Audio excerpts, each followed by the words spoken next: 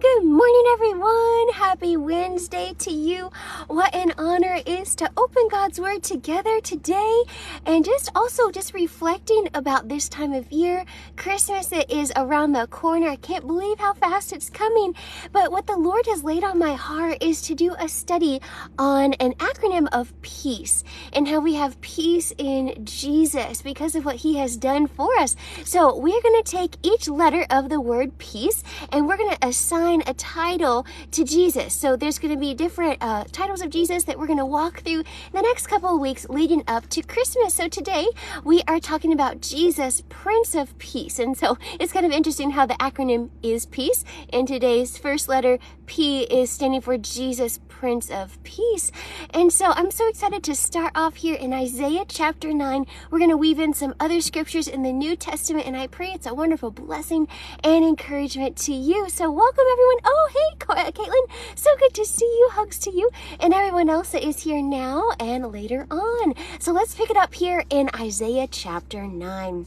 Okay, verses 1 and 2, it says this: "Nevertheless, there will be no more gloom for those who were in distress. In the past, He humbled the land of Zebulun and the land of Naphtali, but in the future, He will honor Galilee of the Gentiles by the way of the sea along the Jordan.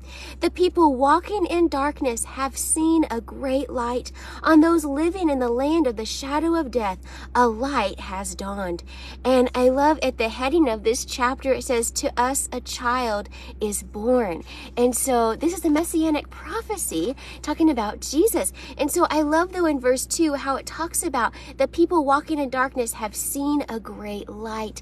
And so, of course, Jesus is the light of the world, and we're focusing on Jesus, Prince of Peace, today, but we can't neglect this Jesus as light of the world. So this is kind of a bonus. And so we know in John 8:12, Jesus says that He is the light of the world.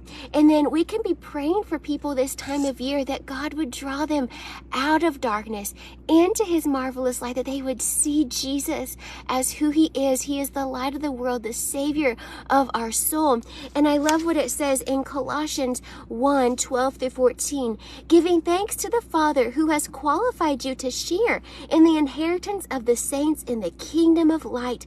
For He has rescued us from the dominion of darkness and brought us into the kingdom of the Son He loves, in whom we have redemption, the forgiveness of sins."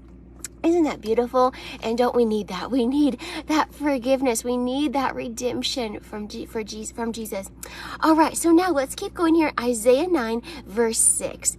"For to us a child is born, to us a son is given, and the government will be on His shoulders, and He will be called Wonderful Counselor, Mighty God, Everlasting Father, Prince of Peace." And so that's where we get, today's title, Jesus, Prince of Peace. And so, as I was thinking about this, kind of praying about it, I was going to jump right into, how Jesus gives us peace. But we have to start, in Romans chapter 5, that, we used to be enemies of God, that we were dead in our sin. The wages of sin is death, and God cannot be around sin. But thankfully, we have Jesus who gives us peace through His blood. And so we have here Romans 5, verse 1. "Therefore, since we have been justified through faith, we have peace with God through our Lord Jesus Christ, through whom we have gained access by faith into this grace in which we now stand. And we rejoice in the hope of the glory of God." Isn't that beautiful? So because of Jesus, we have peace with God. So Jesus, we know He is Prince of Peace. And so through Jesus, we have peace with God. Isn't that awesome?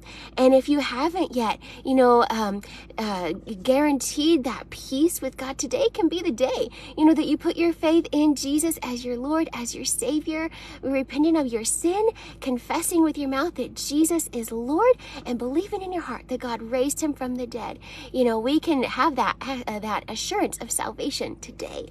So we have peace with God through Jesus. Now, next we're going to talk about we have peace because of Jesus. So aren't we grateful for that? And so in Philippians chapter 4, familiar passage, verses 6 and 7, it says this: do not be anxious about anything, but in everything by prayer and petition with thanksgiving, present your requests to God, and the peace of God, which transcends all understanding, will guard your hearts and minds in Christ Jesus. So once again, it's because we are in Christ Jesus. If we have put our faith in Jesus, we're in Christ Jesus, we can have that peace of God, and we are invited to cast all of our cares on the Lord because he cares for us and he gives us his peace, his perfect peace. We can't even comprehend, how amazing that is. And so we can have peace with God through Jesus, and we can have the peace of God in Christ Jesus. Isn't that beautiful? And then also, we are going to look at the peace from Jesus. And so let's go to John chapter 14. So give me just a second. I know we're going through lots of different passages, but there are so many beautiful treasures in the Word of God about Jesus's peace. So John 14:27, Jesus said, "Peace I leave with you. My peace I give you.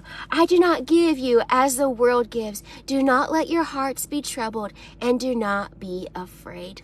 You heard me say, I am going away and I am coming back to you. If you loved me, you would be glad that I am going to the Father, for the Father is greater than I. I have told you now before it happens, so that when it does happen, you will believe. I will not speak to you with you much longer, for the prince of this world is coming. He has no hold on me, but the world must learn that I love the Father, and I do exactly what my Father has commanded me. Come now, let us leave. Isn't that beautiful how Jesus, he's speaking to his disciples and he's saying, peace I leave with you.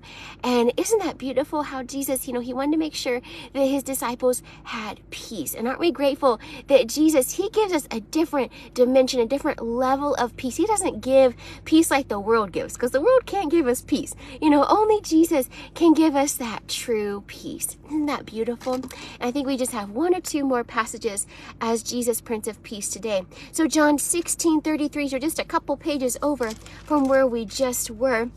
And it says this, Jesus again said, I have told you these things so that in me you may have peace.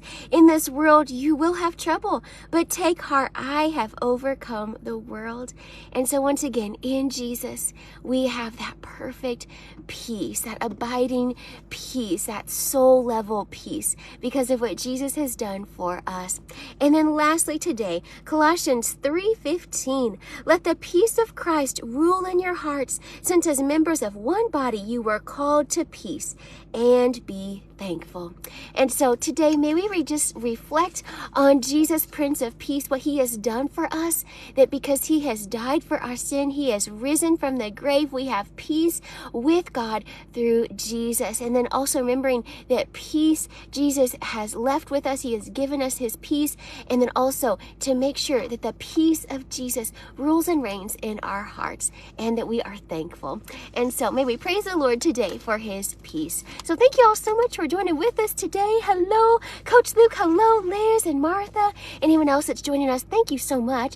I trust that was a blessing to you. And let's go ahead and pray. Father God, thank you for this day. Thank you for your mercy. Thank you for your grace. Thank you for your peace. Jesus, thank you for the peace that you have secured for us, the peace that you give to us, Lord, when we put our faith in you. Jesus, thank you for cleansing us of our sin. Lord, we repent of all of our sin, God, that you would just search our hearts, that you would cleanse us of all unrighteousness. And we just thank you, Jesus, that you are pure, you are holy, you are powerful. And we just thank you for the peace that we can have in you. Lord, whatever it is that we might be walking through right now, I just pray, Lord, that you would just give peace to my friends here today, God, that you would comfort their hearts, that you would encourage their hearts, that you would lead them, you would guide them, that you would provide for them. Lord, whatever kind of a need it is, thank you that we can give you our needs in exchange for your perfect peace. So Lord, we just cast our cares upon you. Thank you that you care for us. Thank you for giving us your perfect peace that passes all understanding, that guards our heart and mind in Christ Jesus. Lord, we just ask that you would lead us in paths of righteousness for your name's sake. I pray, Lord, as you are cultivating your peace in our life, Lord, I pray that those around us Lord, that they would notice that peace and even ask us, how are you so at peace? And that we will be able to share with them the gospel, share with them the hope of Jesus. So we just thank you for that. And we ask, God, that you would clothe us with your helmet of salvation, with the mind of Christ, with your sword of the Spirit, your shield of faith, your breastplate of righteousness, your belt of truth, and your gospel of peace. Lord, thank you for this day. And we just give you all the honor and the glory in Jesus' name. Amen. All right, everyone. Thank you so much for joining with us today. Oh, hello, Cynthia. Hello, Mrs. Oliver. Good to see you guys. God bless you. Remember that Jesus, he is the Prince of Peace, and we have peace with God when we have put our faith in Jesus as our Lord and Savior and Redeemer. So thank you so much. Feel free to listen back through this. Feel free to go back through Isaiah chapter 9, John 14, John 16, Colossians 3, all those good passages. So God bless you all. Have a beautiful day. We'll see you soon. Bye-bye.